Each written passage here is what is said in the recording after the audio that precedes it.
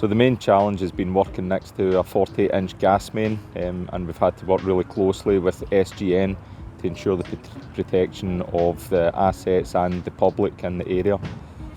So we've been advised to keep the road closed to ensure that the vibration from the traffic doesn't damage the gas main. So when we come back, we've to complete a new pipeline and construct a new manhole, and we're expecting to be finished early spring. We would just like to thank the local community for being patient with us during this time.